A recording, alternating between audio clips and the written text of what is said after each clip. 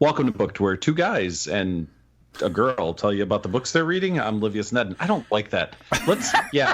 So because we're one step away from a pizza place being involved. Yeah, I am not sexist, but I don't like that intro. So I don't think next time we have a guest host, I'm going to use that intro. We can use it this time. I don't want to start over. All right, well, Livius let that cat out of the bag. So this episode, I'm gonna explain to the poor people that are like, "What the hell is going on? Why is he talking about Ryan Reynolds TV shows?" What's that snorting in the background? Yeah, why is there just random cackling? So this is a very special episode because it's one of our Patreon picks for the year, and this one is the one that was chosen by our longtime holiday permanent host, whatever we call them, Misty Bennett. So Misty, thanks for joining us. Thank you so much for having me again. Misty joins us on all current and future holiday episodes. So the next one, in case you're already asking, will be Halloween.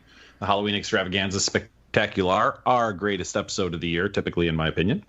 But this time she has chosen a book, interestingly enough, by somebody who neither Rob nor myself had ever read, a gentleman by the name of Blake Crouch.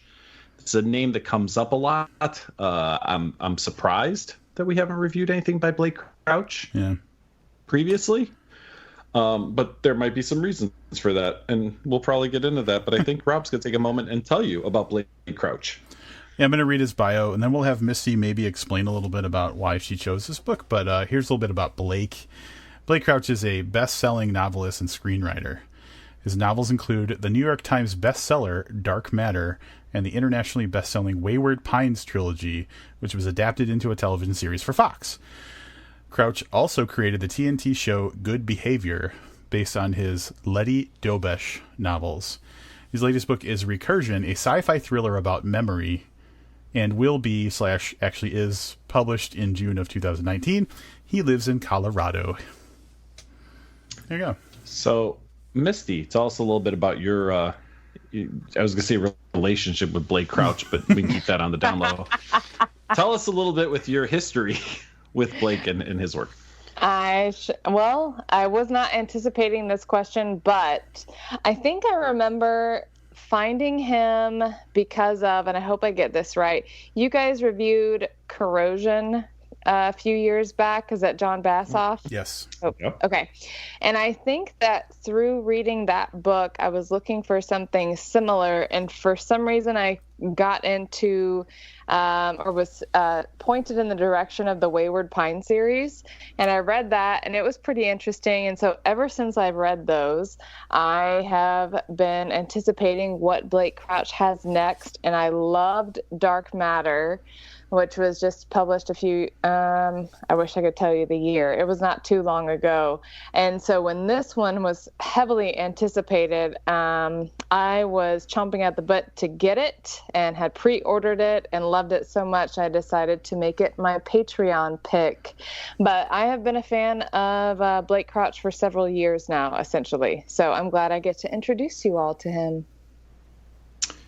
I'm pretty sure that Craig Clevenger may have also recommended Dark Matter. Not 100% sure on that, but I feel like that's the other time that I heard someone specifically speak highly of Blake Crouch, not like on Facebook or, Amazon, but someone actually, talk to. Don't you just like humble brag there? You're just out there talking to Craig Clevenger. No. I mean, listen, I think we do that enough on the podcast. Sure. No, I think he mentioned it on one of the episodes he was on. I feel like he brought up Dark Matter, and like in the back of my mind, I was like, I'm going to have to check that out at some point. So we'll see. Well, again, we'll see if that holds up after reading this book. Yeah. Mm-hmm. Speaking of, are you want to get that synopsis out of the way and then? Yeah. I'm totally going to do that. Yeah. All right. So enough about how we got here. Here's what the book is about. Memory makes reality. That's what New York City cop Barry Sutton is learning as he investigates the devastating phenomenon the media has dubbed false memory syndrome, a mysterious affliction that drives its victims mad with memories of a life they never lived. Neuroscientist Hellena Smith already understands the power of memory. It's why she's dedicated her life to creating a technology that will let us preserve our most precious memories of our pasts. If she succeeds, anyone will be able to re-experience a first kiss, the birth of a child, the final moment with a dying parent. As Barry searches for the truth, he comes face to face with an opponent more terrifying than any disease, a force that attacks not just our minds, but the very fabric of the past. And as its effects begin to unmake the world as we know it, only he and Hellena, working together, will stand a chance at defeating it. But how could they make a stand when reality itself is shifting and crumbling all around them? I think we could probably talk a little bit about the synopsis before we dive into kind of like an analysis of the story, because I have a couple of big thoughts. My first big thought about the synopsis is it tells you about the first like 20% of the book. Yeah, that's fair. And it does a little like fancy footwork around like, you know, what it hints at that it doesn't kind of tell you about in a way that's like, again, your typical synopsis, like misdirection so that it can tell you something without like ruining the surprise. So yeah, there's some things where I'm like, as someone who's gone through the book, I don't know if I fully agree with it. I agree. I will say it's a really big synopsis, so it does a lot of the hinting, but it hints at like when you say things like you know, reality itself is shifting and crumbling. Yeah. That's some pretty big promises to be made in a synopsis. And I will say, as you know, as I've said on this podcast frequently, I didn't read the synopsis for this. It was a book that we knew we were going to read. No need to read the synopsis. I'm a little surprised at where the synopsis leaves off, which leads me into saying this. We are going to try to be as spoiler free as we can, but as Rob said, we cover about 20% of the book in the synopsis. There's a lot of things we're not going to be able to talk about on the episode that we will be able to talk about in spoiler talk. So if you're a Patreon subscriber and you're like, well, shit, I want to know what some of this stuff is, it's coming via Patreon. Mm-hmm. We're going to tiptoe around some things here because, to be fair, I don't want to give people the full meat of the story, right? Like, it unfolds in a way that you know, the author wanted you to read it the way that we read it, and if he wanted certain things put in the synopsis, they'd probably be there. Yeah. Yep. That being said, I think that we can kind of deeper explore the things that aren't going to spoil it, because like the setup before the kind of twist that kind of reveals what's going on does a very good job of giving you an emotional anchor for the characters that are involved. So it bears like, you know, discussing what the preface to the chaos that is promised in the synopsis is. For sure. And we'll start, as we often do, right at the beginning. We're introduced to Barry. He's a detective for the New York City Police Department. And we're introduced to him he's having lunch with his ex-wife. They had a child together, and that child had died years before that. Mm-hmm. So it's a somber. They meet on her birthday every year for dinner. The wife is remarried. His ex-wife is remarried. You know, Barry's got some pokers in the fire. He's got a couple things going on, but nothing super serious. So we're introduced to this kind of somber situation that he's involved in. So we get the setup of he's had some bad things happen to him in his life over the course of the last few years. He lost his daughter, and he lost his marriage. I like the way, and if I get too granular, we can kind of like punt me out of this, but like I like the way that this particular setup happened too, because you know that they're meeting, you know that they lost a kid, and then you learn, like, as you keep going, you learn more and more things, and it's at the very end of like the interaction that it's revealed that like it's the daughter's birthday. And so, like, he did a good job of, like, building the emotion to the point where it's, like, then there was a punch at the end. So, like, even at the very beginning of the book, I think he did a good job of, like, trying to get you emotionally invested in what was going on. 100%. The other aspect that we're introduced to fairly early on is false memory syndrome. Barry responds to a call. There's a jumper, a woman who's preparing to jump off of a building. He happens to be nearby. I believe it's right after this dinner. And he swings by there, and he goes up and he tries to talk this woman off the ledge. And that's how we're introduced to false memory syndrome, which is referred to in the synopsis. And that is that one day somebody just wakes up and they have memories of their current life, but they also have memories of a past life. I.e., if false memory syndrome happened to me, I might wake up this morning and think, oh, I have to record a podcast with Rob tonight and Misty. But then I might have memories of recording a podcast with Jesse and Misty that I've been doing horrifying. for 8 years. But that's kind of what happens. Like, you may wake up and have memories of having been married and had a child, and that's essentially what happened to this woman. Is she has memories of a previous life where she had a child, and in this life she doesn't. She was married to a guy. She's looked him up. He says he doesn't know who she is. He's married to someone else and has been for a number of years. So that's the kind of thing that happens, is you're instantly given a life of memories that may resemble what your life is like now, but not necessarily. Mm-hmm. Yeah, and it's very mysterious in the beginning of the book. Like, obviously, like, it's explored throughout the book, but it's very mysterious in the beginning because it just suddenly started happening to people, and no one knows why, and no one knows the reason that the specific people that are experiencing these memories are. All I know is that suddenly someone just has these memories that contradict each other, and it causes them to get really freaked out. And in this specific case, the woman actually kills herself. Yep, and they also start to think that it's contagious because it seems to happen in like circles of people who know each other. Right. And so they start to notice a pattern where it's not just a singular person who happens to have FMS all of a sudden. It's people around them start to share the same fragmented memories, just all of a sudden popping into their heads. So I would like to stop and say I love how Misty said FMS like this is a telethon. Like, she's, you know what I mean? Like, she just said it with confidence. Like, we're raising money. If everybody just gave $3 to fight FMS, we can make it a thing of the past. Oh, Misty.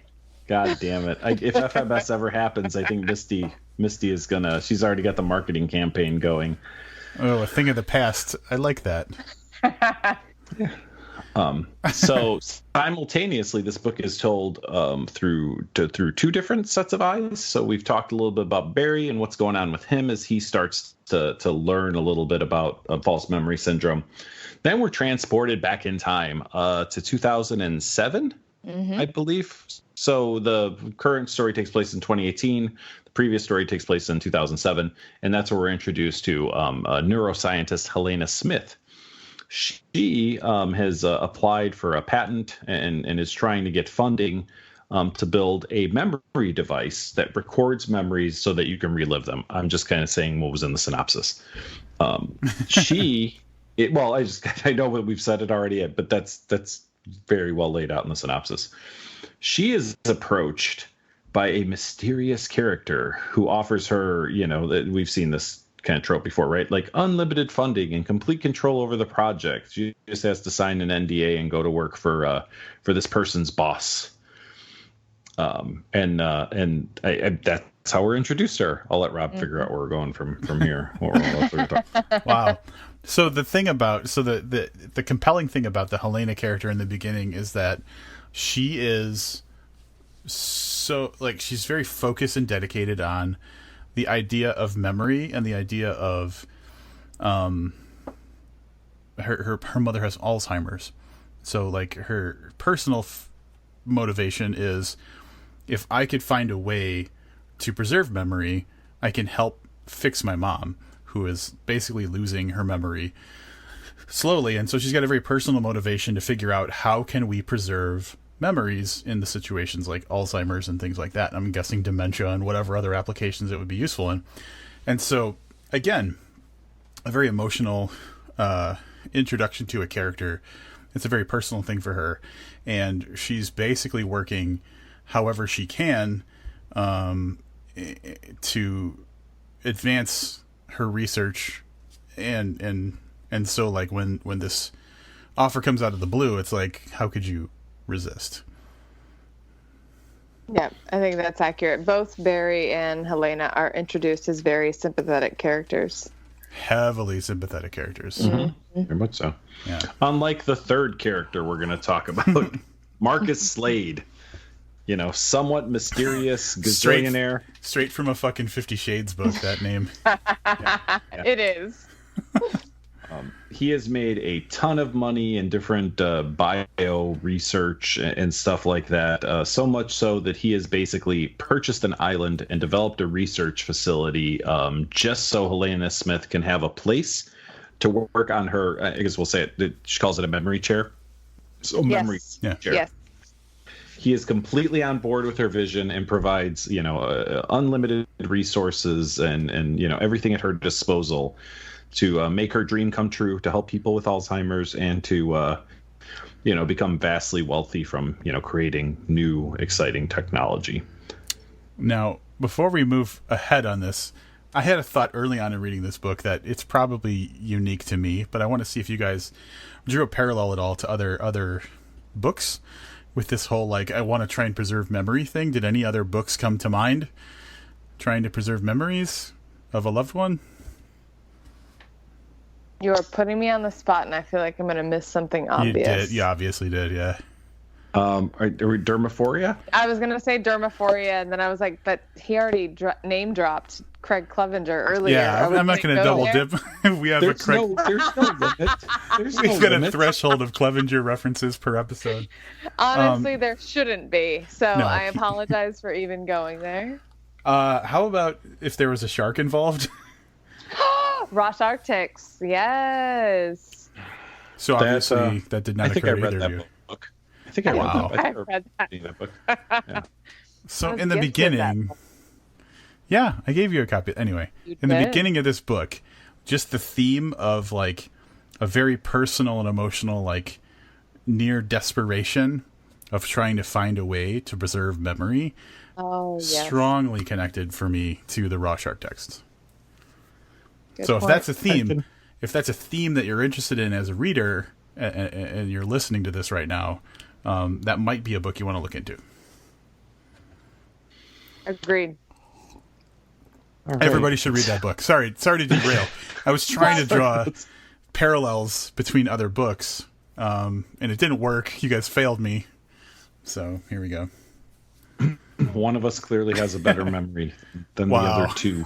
So, yeah. I'm going to find a conceptual shark to help us with that. This is the part where we're not sure exactly how much further we can go. I will go out on a limb and say that based on the synopsis and what we've told you, that there is some success in providing a device that does something like what Hellena wants. It is probably a safe way to go. But there are disastrous long-term consequences.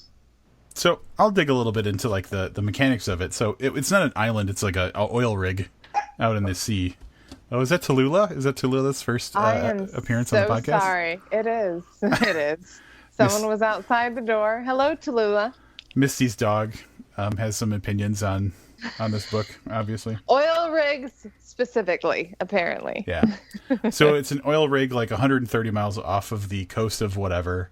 And so basically what happens is in the beginning, it's very ideal. It's a very ideal situation where she has access to labs and equipment and stuff that she, beyond her wildest imagination.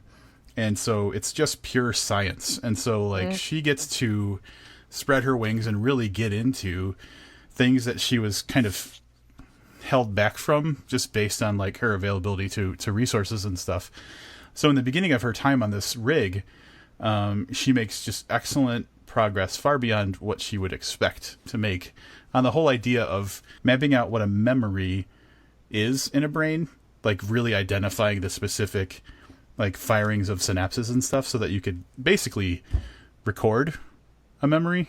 And then the focus is how can we replay this memory for someone. And so that's really what the beginning of the book is, and all the the great progress they make in this chair thing that they're working on is we figured out how to record a memory and how to play it back for you later on, basically. Yep. And I think it's also worth pointing out, so simultaneously, we're also seeing Barry, the detective, trying to work out what's going on with false memory syndrome. And so you have kind of a science situation happening with a detective story. for the first part of the book, which is very exciting. You may ask yourself, how do these two stories come together from 11 years apart? For that, we're going to talk about in spoiler talk, which I'm not ready to go to yet. Let's talk about our feelings on the things we've talked about already. Yeah. So, memory. There's some really interesting stuff about memory in this book. Like, there's, how do I say this? There's this conversation that they have, and I wish I had my Kindle nearby where I believe I bookmarked this conversation.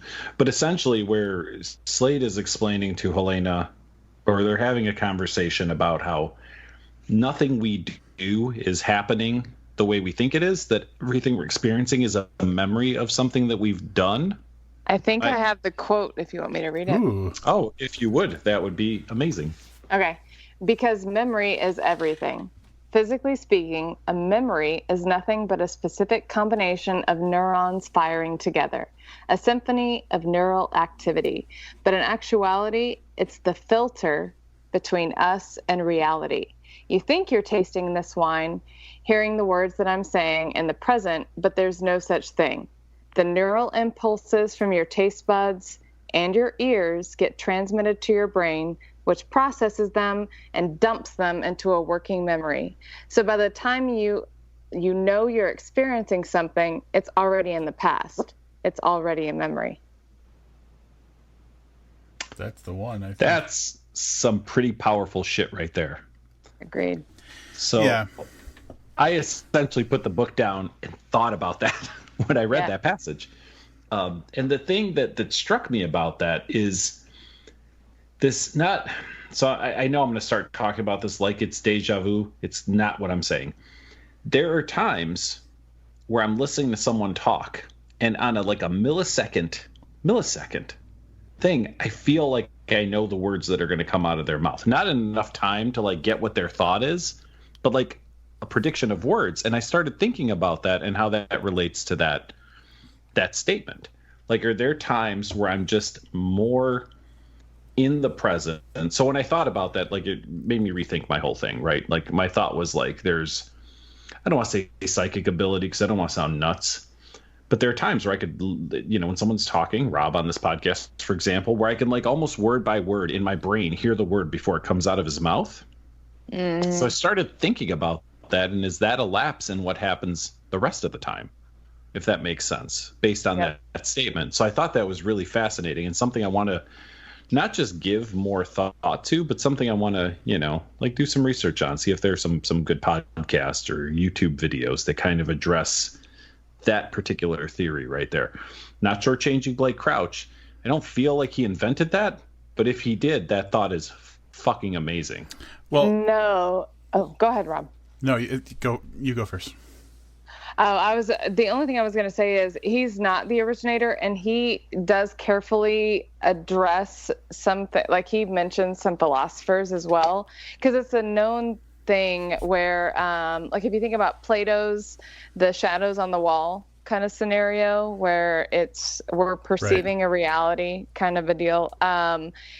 There is something also about when you see a tree, there is something in your brain that actually tells you it's a tree, but actually the moment that you initially see it before your brain identifies it is where you're actually perceiving an object before your brain responds. And so to me, that's like that.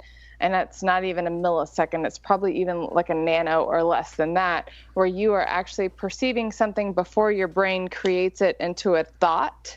And to me, that's the difference between the perception and the memory, almost. Yes. Yeah, because basically your mind has to interpret the information that the senses are delivering. 100. Yeah, totally. Now, the interesting thing about, if you think about it in general, the thing that I was thinking when Livius was explaining this was, there's billions of people in the world, and not everybody's equipment is going to work as good, as everybody else. So, if it takes... it could take someone 5 times as long to understand that that's a dog in front of them as someone else. So like there's like weird things about perception too that like it's very specific to an individual brain, which is probably way beyond what we need to be talking about here. But just a thought I had. The other thing I want to say is that sometimes our brains are kind of inefficient. I think it has a lot to do with language. Like language is probably one of the least efficient ways to receive or deliver information, to the point where like there's a statistic that says like if someone asks you a question, it takes your brain something like 30 seconds to like fully understand and prepare a response to the question, which is insane. So that's way off topic, but I just thought that was an interesting thing. Like our brains are great at handling like sensory input and like almost immediately turning that into like interpretation of something, but they're also kind of inefficient too. And so it's interesting to see, like, based on what you were saying with like how everything is a memory by the time we understand what it is, that like, yeah, our brains aren't the most efficient tool for things sometimes. And we're only using 10% of it. It's mind blowing. Well, the other 90% is filled with curds and whey. I feel like that was a reference to something that I'm not familiar with, the curds and whey. It's a nursery rhyme, I'm pretty sure. No, it's Scott Pilgrim, but anyway. Yeah, oh see, that's what I was expecting. Yeah. I just had a bestie fail is what happened. You got a bestie fail. So, without going too far into the story, I will say that there is a lot of that kind of things that make you stop and analyze, and sometimes question, and sometimes flat out not understand. There are times where throughout the course of this book, I was like, I don't know if I like this as an idea so much. You know what I mean? So, but it's definitely one of the more thought-provoking books on a metaphysical level, maybe, if that's the right thing, where you start talking about the mind and things that maybe practice science can't really give us information on. So it's very, how do I say this? The book can be very heavy in that way if you allow it to be. Yeah, it's very Black Mirror in that sense.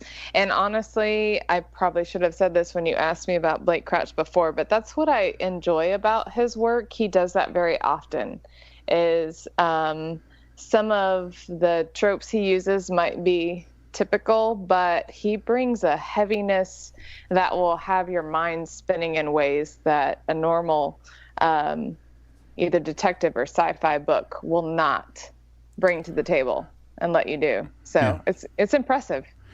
But to Livius's point, it felt a lot like If You Choose To, because like I've read books that are like kind of philosophically heavy or scientifically heavy in a way that really slowed down the pace of the book. And I read this book in 2 sittings almost effortlessly. So the heaviness of the concepts of the book and the heaviness and the deepness of them in no way slows down the fact that you're reading this at a really good pace. Like this is our 24th book that we've reviewed this year, and it's probably like in top 3 as far as like the quickness that I was able to get through it. That's awesome. Yeah. The drive-through crematorium, this, and maybe another one. I think that's a great way to jump into spoilers, unless you have anything else to talk about. No. Now, Rob, my memory is failing me. Can you explain to me again, in a way that I'll understand, exactly what spoiler talk is and where people can find it? Yeah. So spoiler talk, for people that support us on Patreon, anybody even at the $1 a month level has access to spoiler talk. Damn it, I wish I had the figure in front of me. There's like something like 46 books that we've done spoiler talk for, where like we just basically talk about stuff that we don't want to say in the regular review because we don't want to spoil it, but there's like such rich kind of things to explore.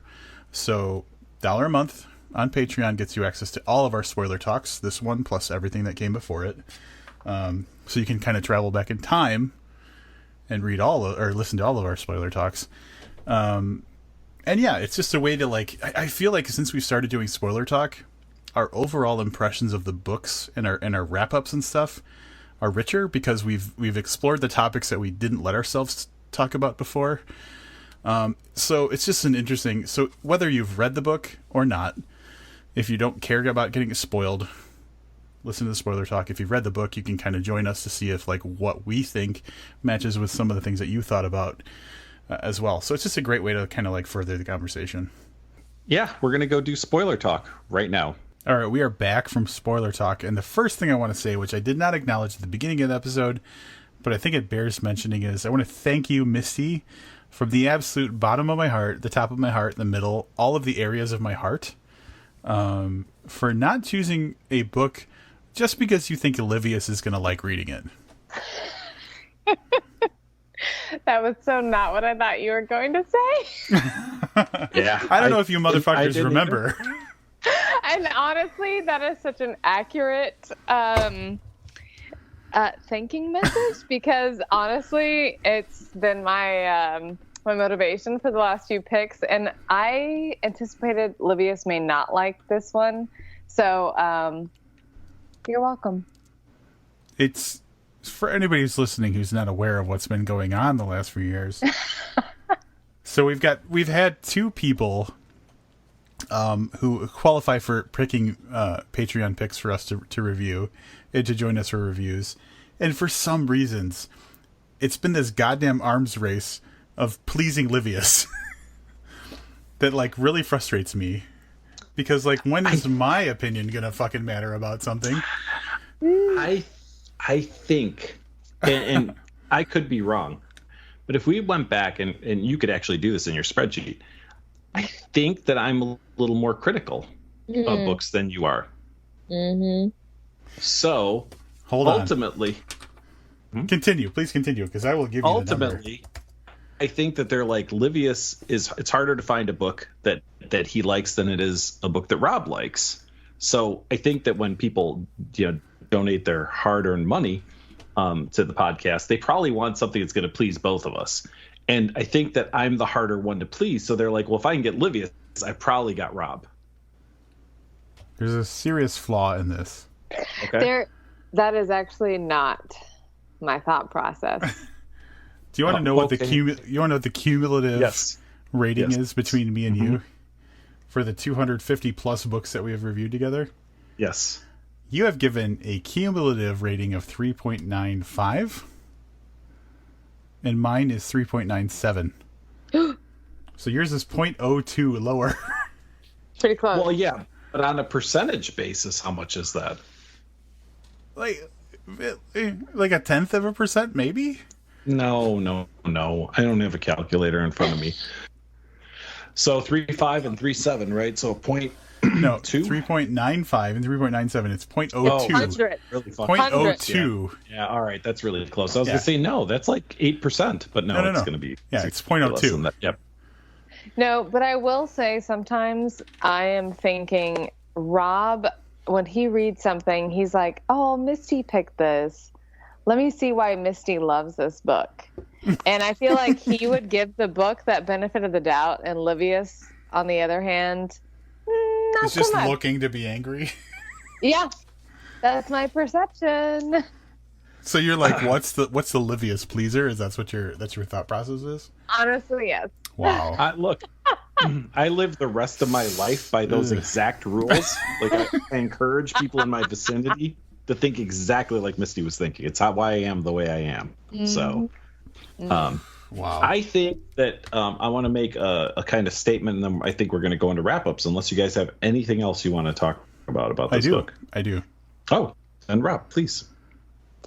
I think Misty brought it up earlier, but I just want to say that, like, in the acknowledgments in the back of the book, there's this really cool part of the acknowledgments where he lists names of characters in the book and what the inspiration for those names are, and a lot of them are authors and stuff like that. So I thought it was really cool. I don't think I've seen a book before go into such detail about like who inspired the names of these characters, and it was a really cool thing to, after I've gone through the book and had all of the experiences I had, like emotionally and psychologically with the book, to see that like these characters' names had an entirely separate meaning from like what they contributed to the book.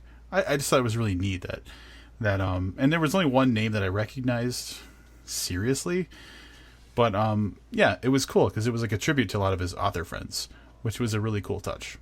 That is cool. All right. The one thing I do want to say is we spent a lot of time in spoiler talk talking about all the things that we can't talk about in our wrap up. So this is a reminder to my co-hosts and also a reminder to you guys that this might be the flakiest wrap ups you've ever heard, like super vague and whatever. So if you guys don't mind, I'll go first. Mm-hmm. Please. All right. As I mentioned before, the name Blake Crouch has come up a couple of times. One of the things I realized when purchasing this book is, oh, now I know why I didn't read his stuff. He wrote that Wayward Pines trilogy, which I've not heard anything about the books. I just know that I watched the TV show and I was kind of lukewarm on season 1, and then I watched like one episode of season 2, and I was like, meh, not interested. That being said, I don't know what the book is versus the TV show, but I knew that it really kind of wasn't for me. So I saw that and I said, well, got to read it. It's for the podcast, Misty's Pick. I'm gonna read this book. I'm gonna try to keep an open mind. It didn't take very long for me to get in this book and be like, oh, there's some really interesting shit going on in this book. So I actually forgot that he wrote Wayward Pines trilogy until we were doing this episode and I was looking at the bio. So that's not a slam on the Wayward Pines trilogy. I've never read it. I don't know anything about it except for Matt Dillon. I think it was Matt Dillon who played the starring role in the TV show. And like I said, season 1 was okay. And then season 2 got weird. And I was like, yeah, not interested. That being said, this book is right up my alley. There's some very complex theories or whatever that go on in this book that examine some of the things that we talked about, memory, some of the things we didn't talk about on the podcast proper. But it's the kind of book that you can take two ways. And we did mention this a little earlier. You can read this and just read it for plot and not question anything, or you could spend some time kind of examining the concepts in the book. And for me, that makes it far more rewarding.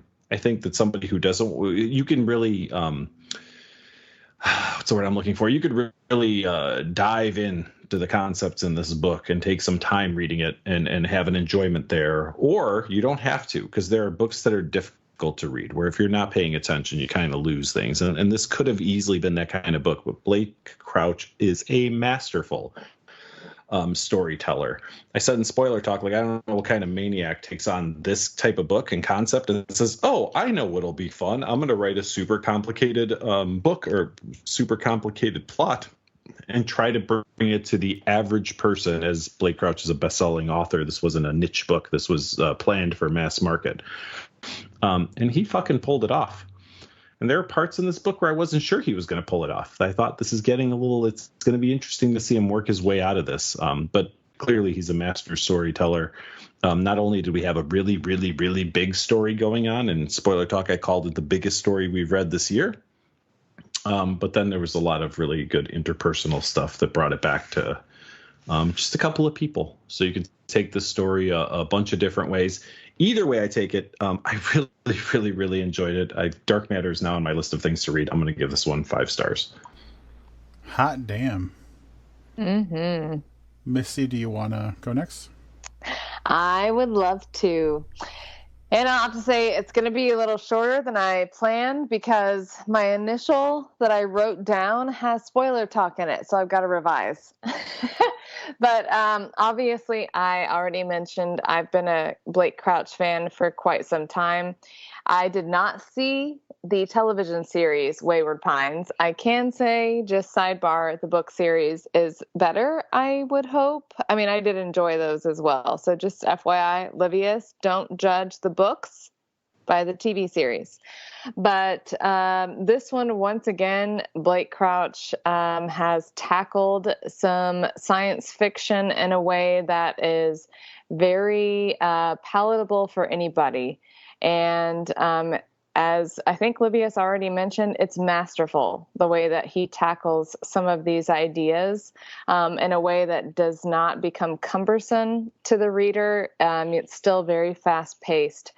Not to mention the characters are extraordinary. I loved Hellena.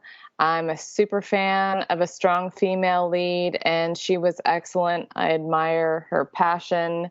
And likewise, Barry was an exceptional character, and you have, of course, the evil Marcus Slade on the side. But he did an excellent job setting up the human element, the science element, and with that also is love. And I think that one of the things that makes this one of my favorites of Blake Crouch is that he kind of shows us the madness of the human spirit in Hellena and Barry specifically, and also shows that love is what makes us selfless. And so instead of this just being a detective and science fiction kind of story that I mentioned earlier, it's also about love. And I am also going to give this 5 stars. I really enjoyed it. I've read it twice now, so highly recommended. Yeah, when you said you were rereading it for the podcast, I was like, that's dedication. So props to that. Mm-hmm. Rob, take us home. Yeah, I guess it's up to me, right? I'm going to agree with a lot of what I've already heard, and I'm going to boil it down to the things that like stood out most to me. It's amazing that a book of such scope and such ambitious kind of scale is really boiled down to the lives and the things that matter of 2 people in the story. And so even though it's a massive scale story, what I took away was the emotions and the motivations of 2 specific people in the book. So it's just interesting to see a high concept book also pull off the fact that this is essentially kind of a love story, in a way, in a very scientific sci-fi way, and really, what I think one of the bigger accomplishments of this book is that it's not, at least as far as I'm aware, or at least as far as the conversation has gone so far, it's not polarizing, even though it introduces some really polarizing concepts. And it just makes us think about, like, it's a very what if kind of situation. And it uses a very complex and deep philosophical / scientific thing to make us analyze, like, ourselves and what we care about and what is important to us. I'm really kind of rambling, but what I want to say is, like, it could be classified as, in the hands of a lesser author, it could just be like a junky sci-fi book, not junky like drug junkie, but like as junk, sci-fi book that doesn't have a lot of depth to it, and instead it's an analysis of motivations and the character of these 2 main characters, and it works really well. The other 2 said things much more eloquently than I have about, like, what makes this book powerful, but really it's a sci-fi book wrapped in what matters to people, and that's what I thought was really, really good about it. Was it never got away from itself. It ended up being a story that told exactly what I feel like it wanted to tell, and I really enjoyed it. And again, I want to reiterate the fact that, like, I went through this book in 2 sittings. It's a very fast read, so even though there is density to it, it doesn't slow down the pace, and it doesn't slow down your enjoyment of what's going on. So I feel like that's pretty difficult. We've reviewed a lot of books on this podcast, and I can't remember the last time that something so thought-provoking was like a page-turner. So that in itself deserves a little recognition as well. So on top of what Livia said, and what Misty said, and what I mumbled through, I agree. 5 stars. Nice. I have a question for Misty. Ooh. So Dark Matter is the other, like, hugely best-selling Blake Crouch novel, I believe. It's like the one he's most known for. But would you say this is on par with, better, or lesser than Dark Matter? Oh, that is super hard. And I actually was hoping I could do that as my next year's Patreon pick, but you already said you were going to read it. I need to read Dark Matter again to make sure that I didn't love those characters more. But I will say I was a super fan of his characters in Recursion, and I think they stuck with me a little bit more than Dark Matter. So that would be the only reason. That's all I'm going to say on that, because I need to have a more recent touch with it to say specifically. Okay, that's fair. I have another question for both of you, completely spoiler free. If you were given the option, would you use the machine in this? Yes. Yes. Wow. No thought. I mean, like, you guys read this book, right? Like, I mean, I'm a yes too. I just expect to drop that, and you guys be like, well, nope. Yeah, probably. There's like just yes. Yeah. All right. Yeah. Okay. I would challenge you to find someone that answers no. Because that person is a liar. Sometimes I just expect more of others than I do of myself. And like we could dig into. I understand that this is like a don't dig into it question, but like I feel like the common answer would be yes. All right, you're probably right. So, Misty, thank you for picking a really wonderful book. I mean that sincerely. Oh, beyond my pleasure. I'm very excited that you all loved it as much as I did. Yeah, see, I keep wanting to say things, and I have to keep stopping myself because they're all super spoilery. Yeah. I was going to draw some parallels to some things. Here's what I will talk about. I watched a very recent Netflix show release that I was fairly impressed with. Are you guys familiar with The Spy? Not a little bit. I've seen the preview, not watched the show. Okay.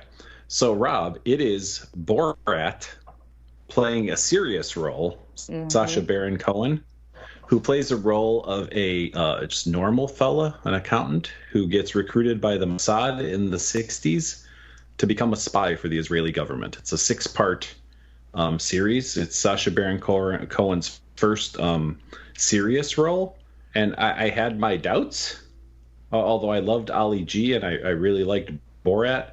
I had my doubts. Man, that show delivered. So it's 100% serious?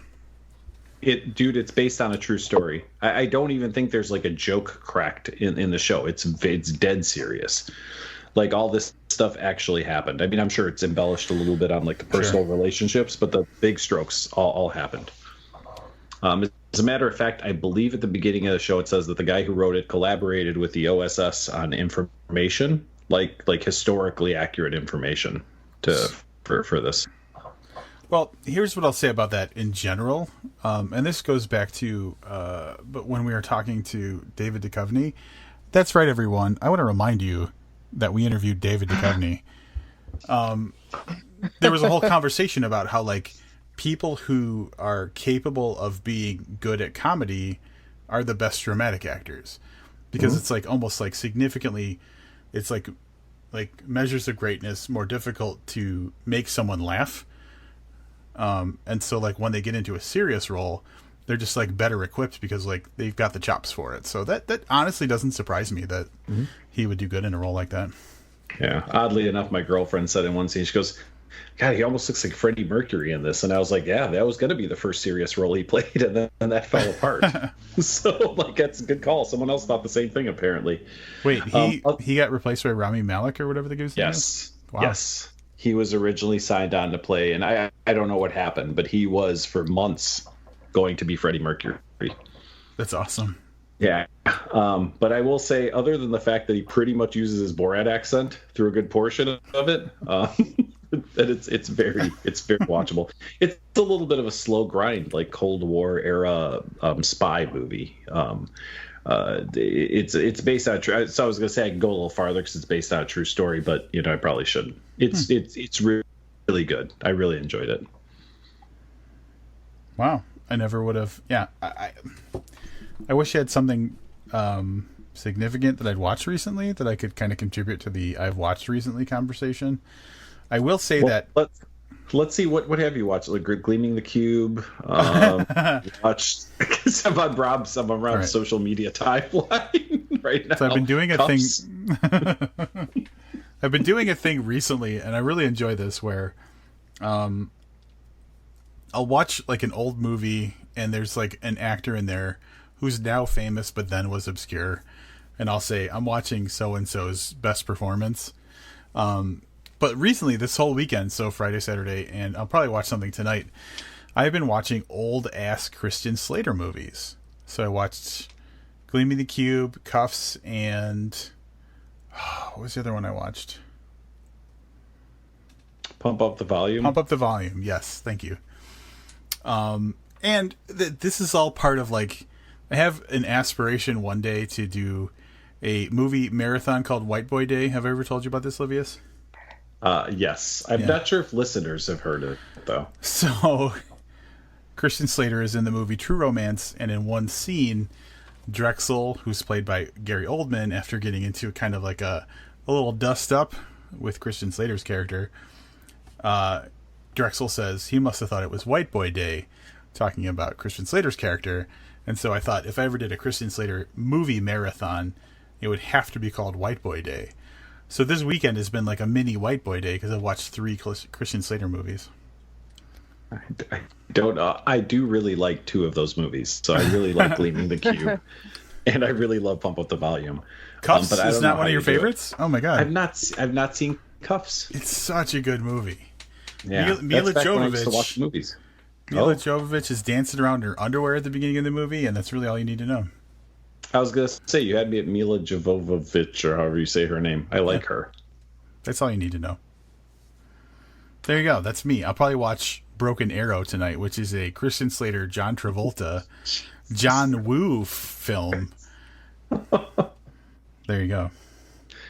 Misty, anything on your viewing or reading radar that we didn't review tonight?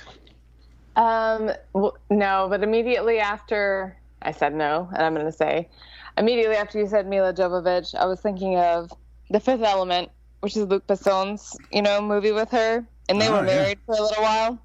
I watched his most recent one called Anna yesterday. I will just say everyone can skip it. Really? That was on my list.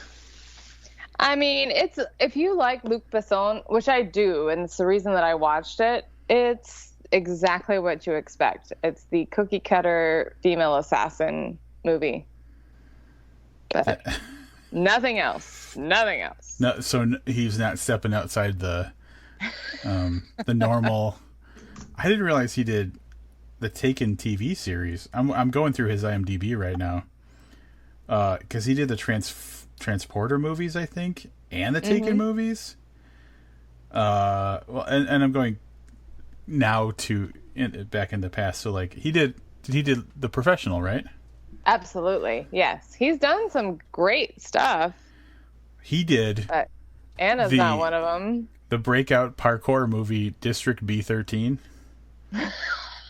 That's such a wonderful movie. I just showed somebody that parkour scene like 2 weeks ago. I sat him down. I was like, you need to see this. My question is, it's the parkour scene, not the fight scene, right? Correct. Yes. Because you're familiar with the fight scene I'm talking about. I am. Yes, absolutely. That fucking movie is great. Yeah, I thought I was the only person in the fucking world that appreciated that movie, but no, I really like that movie a lot. Before we get off the subject of Anna, which was on my watch list up until moments ago, I did a few weeks ago watch, and this is just kind of weird. I did watch Hannah, so Anna with an H. Yes, Joel Kinnaman. But I watched the TV series, the Amazon original TV series, a few weeks ago. It's like 10 episodes, so it's that story told in a much longer form, and I really enjoyed it. Sorry, I was yelling because I thought that was the only What's the other version? The other version is a 2019 Prime original series, so it's 8 episodes long. No, that's the one I've seen. I thought. Oh, I'm sorry. The movie. There was a movie with what's his name?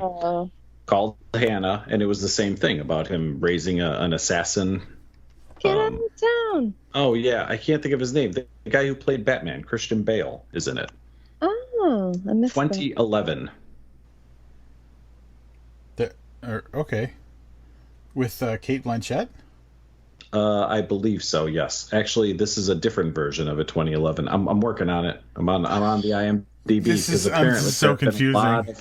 There have been a lot of Hannah movies. We're gonna need some edits here. Wait, was that the one with Miley Cyrus? I don't think so. Look. Oh, that's Hannah Montana. Shit. Demerit. You fucking love that joke.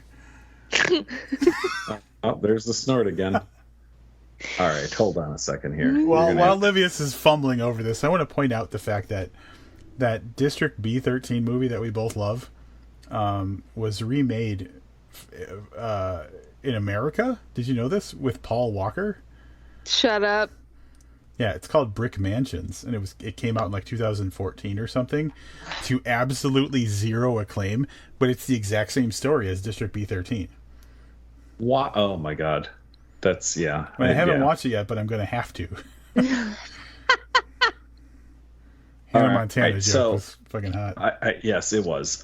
So maybe it wasn't Christian Bale that was in it. Oh, Christian Eric Bana, the guy who looks like Christian Bale. So 2011, yes, Kate Blanchett. You don't think so? No. All right. Wait, he was originally in Back to the Future, which Livius never watched. Yeah. So, at any rate, it all stems from that movie, which was an okay movie, but I like that series on Amazon. Yeah, it was good. That was probably the most confusing. That was more confusing than what we talked about in Spoiler Talk, I think. That's very true. But isn't it weird that we keep wanting to name assassins and put like an A-N-N-A in their name? Anna, Hannah. Well, is there a third example? Yeah. Oh God, what's that movie called? I think her name was Anna too. The original one where they take her. She's Russian. They made it into a TV series. The Femme Nikita.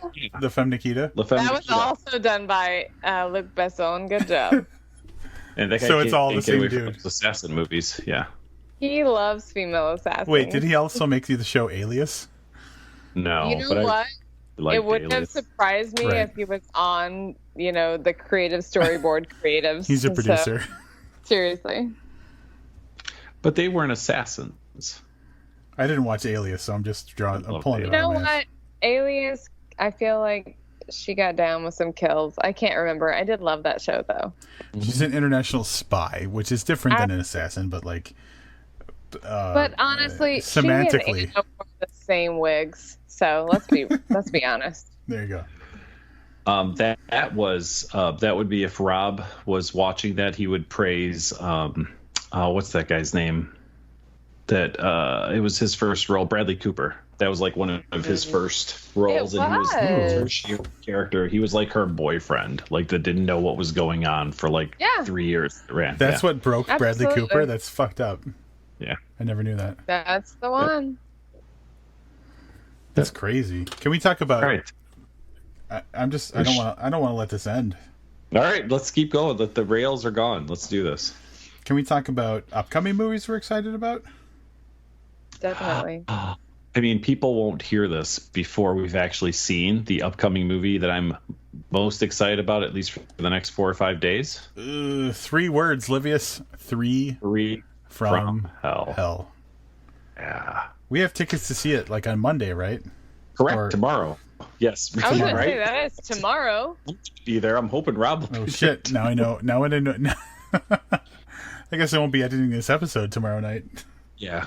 So Rob and I are going to see. We have already seen 3 from Hell, although we can't tell you anything about it yet. I do believe there's going to be a YouTube video review, probably around 9 o'clock tomorrow night, 9:30 maybe. No way. Fuck yeah! This is going to be very exciting.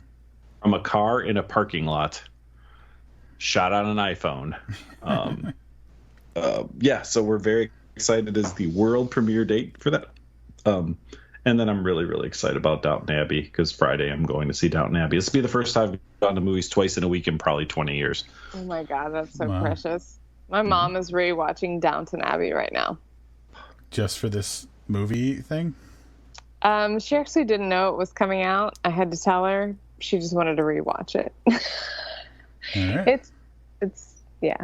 Mm-hmm. I watched a 10-minute recap on YouTube, like all the big things that happened in Downton Abbey, like crunched into like 10 minutes, and I almost had tears flowing. I had to fight them back. Oh. It felt like Rob reading the last 20 pages of any book we've ever reviewed. I did. I came close to crying at the end of Recursion. I won't lie about that. I want to say that this came up on my radar. I don't know if you know about this, Livius. There's a new Black Christmas movie coming out. I saw that. I've never seen the first one, but I did see that there's. It's one of the hallowed like horror movies, right? The like original horror movie, like Black Christmas, like in the 70s or something, right? Yeah, I think so. And they got remade in the 90s, and now I don't know if it's remade or just using the same name, but like I watched the trailer, and it looks like your basic college frat sorority thing, where like the frat guys are evil, and then the sorority people rise up and kill a bunch of people. I don't know. It looked kind of boring. So we're not going to get to this. It won't be out in time for us to do this for our Christmas episode, because I was like, wow, problem solved. Wait, when does it come out? I think it comes out December 13th. Everyone that's not gonna work. The movies, and I'm not going to force anybody to go see some. What I am excited about, though, I want to say I watched a trailer for a movie called Villains. Have either of you heard about this? It's out now, and it's a story of these two people who break into a house, just to like, because they're like criminals and they're on the run. But I think they run out of gas or money or something like that. So they break into a house to rob a house. And the house has like it ends up being that they're kind of out of their league because the people that live in the house are so much more evil than these robber people. Oh my gosh, that's awesome. And there's like Bill Skarsgård's in it. Right. And I feel like Kira Sedgwick. Okay. Yeah. And I would say watch the trailer because it looks cool, because like at one point they go down, like the two robber people go down into the basement, and there's just like a little girl down there, and you're thinking, oh shit, they're keeping a little girl in this basement. But then the little girl like bites one of them, and like you're like, I have no idea what the hell's going on. It looks really good is what I'm saying. So Villains. What's that movie where they think that they're breaking into the house of this guy that's blind, and he ends up Don't Breathe. Okay, yeah, it's kind of like that. It seems like it's a similar start, but like these people are seriously like twisted. Okay, like pretty people fucked up. Upstairs kind of stuff. Yeah. So, and I just want to say that Motherless Brooklyn is coming out, and it's based on a Jonathan Lethem book. Yeah. And it looks fucking amazing, and it's written and directed by Edward Norton. And it's like one of the few like, yeah, it looks fucking great. And Edward Norton plays a guy who has like Tourette's, and it looks so good. And it's one of the few Jonathan Lethem books that I have not read. And it was like the one that I was like, oh, I'll get to that one. And then we started a podcast and never had an opportunity to. So, but it looks really good. I was going to ask you if this one made any sense, because although I enjoyed reading his books, I always felt like I had no fucking clue what was going on. No, this one looks like a straight up like crime novel. Interesting. Like there's nothing weird to it, because like a lot of his books, like me and Livius both read a book called As She Crawled Across the Table, I think, which is about like basically a scientist falls in love with a black hole. It's really weird.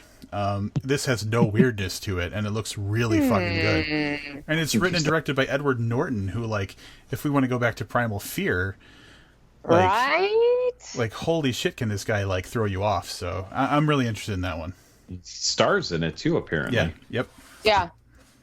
And Bruce Willis. It's actually got an amazing cast. Leslie Mann. Yeah, it's going to be big. It's going to be a big movie. So, Willem Dafoe. There you go. Yeah, Willem Dafoe. Willem Dafoe has been in 0 bad movies. So, I mean, right? Wait, have you seen the Spider-Man movies? Because I feel like I like that first Spider-Man movie. So actually, have y'all seen the newer Spider-Mans with Tom Holland? No.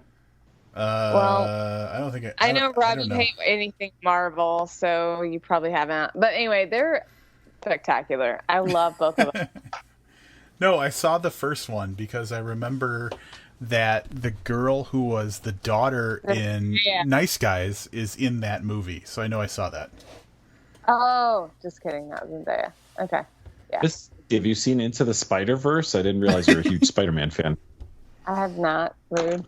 I'm not. I just really like the new Tom Holland ones. She goes for the live action stuff, not the animated stuff, apparently. Yeah.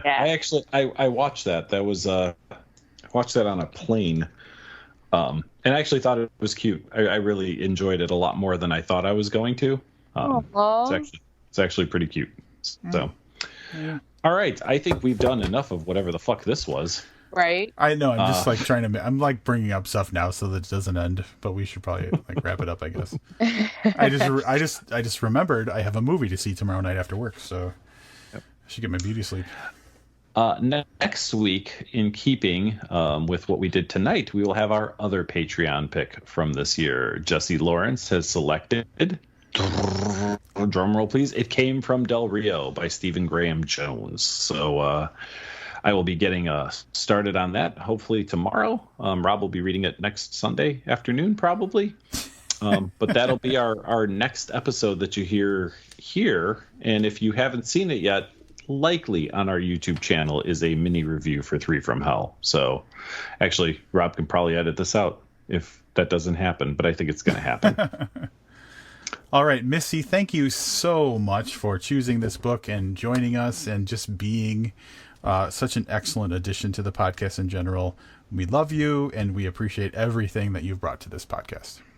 Oh my gosh, you know that I love you guys. Thank you for having me always. All right. Until next time, I'm Livia Snedden. And I'm Rob Olson. Keep reading.